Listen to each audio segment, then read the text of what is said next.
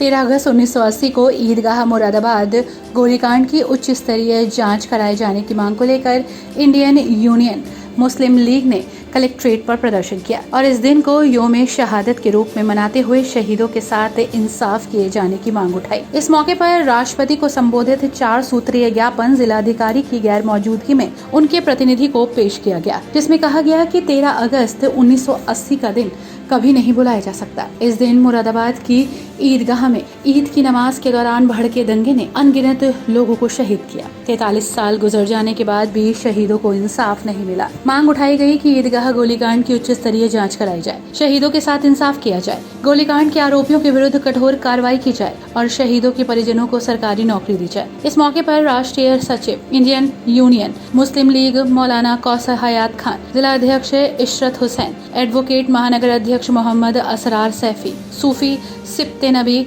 अशरफी, जमाल आलम और सैयद गालिब मियां आदि पदाधिकारी मौजूद रहे। प्रदर्शन और ज्ञापन के विषय में जानकारी देते हुए इंडियन यूनियन मुस्लिम लीग के संयुक्त सचिव मौलाना कौसर हयात खान ने क्या कहा, ये सुनते हैं। हम हर साल 13 अगस्त 1980 को जो यहाँ पर ईदगाह के अंदर गोलीकांड हुआ था, उसके सिलसिले में हम अपनी मांगों को लेकर के उसकी निष्पक्ष जांच कराई जाए और जो मुजरिम हैं उनकी निशानदेही की जाए, उनको सज़ा दी जाए और जो मुतासरीन हैं उनको भरपूर मुआवजा दिया जाए। इस मांग को लेकर हम पिछले 30-35 साल से लगातार सरकार को अपना मांग पत्र देते आ रहे हैं।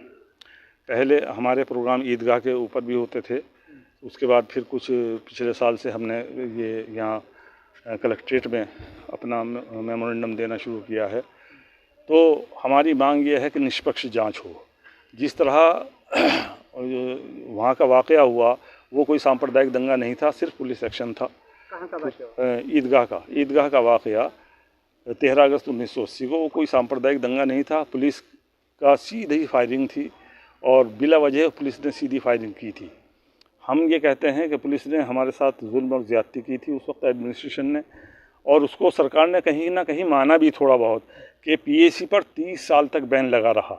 2011 तक यहाँ पर पीएसी पर बैन लगा रहा। जो हमारी मेन शिकायत थी कि पीएसी ने बेपनाह जुल्म किया, पुलिस ने जुल्म किया, तो उस पर बैन भी लगाया सरकार ने। तो इसका मतलब हमारी बात को माना गया कि वो वाकई उन्होंने जुल्म किया है।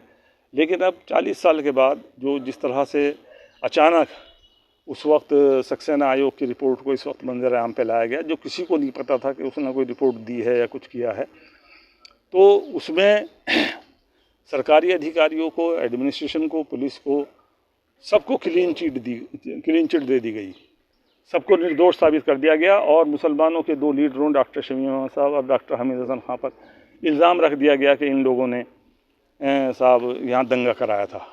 तो दंगा तो था ही नहीं। दंगा कराना तो जब दंगा हो तो पुलिस फायरिंग थी, सीधी पुलिस फायरिंग थी। नमाज़ पढ़ने आए थे लोग अपने छोटे छोटे बच्चों को लेकर और नमाज़ पढ़ते हुए आपने फायरिंग की। तो ये तो कहीं से कहीं तक दिमाग में भी नहीं आ सकती कि ईद के दिन जो लोग नमाज़ पढ़ने आए हैं तो वो लोग दंगा करने आए थे या दंगा करेंगे, ये तो बात कोई सोच भी नहीं सकता। तो वहाँ पर एक ही स्पॉट पर सीधी फायरिंग करके बिला वजह और लगभग 300-400 आदमी वहाँ मार दिए गए, जिसको आयोग कहता है कि सिर्फ 83 आदमी मारे गए। इतनी बड़ी झूठी रिपोर्ट बनाई गई आयोग ने, और वो झूठी रिपोर्ट सिर्फ इसलिए कि अधिकारियों को बचाया जा सके, पुलिस को बचाया जा सके, पीएसी को बचाया जा सके, उनको क्लीन चिट देने के लिए ये बनाई गई। और इसका सबूत ये भी है कि सन 83 में रिपोर्ट पेश हुई और इसको बंद अलमारी में रख दिया गया, अलमारी के अंदर बंद करके रख दिया गया। तो अगर ये रिपोर्ट सच्ची थी तो उसी वक्त मंजर आम पे आनी चाहिए थी, उसी वक्त जो उनके नज़दीक दोषी थे उनके खिलाफ कार्रवाई करनी चाहिए थी। लेकिन वो जानते थे कि हमने झूठी रिपोर्ट बनाई है, सरकार जानती थी, एडमिनिस्ट्रेशन जानता था, पुलिस जानती थी कि रिपोर्ट झूठी है और झूठी बनाई गई है, इसलिए उसको छुपाया गया 40 साल तक।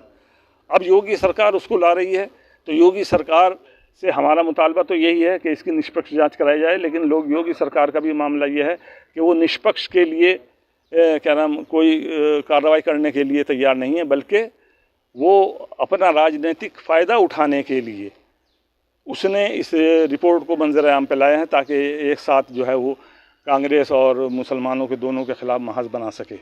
यकीनन कांग्रेस ने उस वक्त जुल्म किया, कांग्रेस की सरकार थी। हम कहते हैं कांग्रेस की सरकार पूरी तरह दोषी है। कांग्रेस ने जुल्म किया, लेकिन दूसरी सरकारों का काम यह है कि उससे राजनीतिक फ़ायदा ना उठा के जनता को इंसाफ दिया जाए।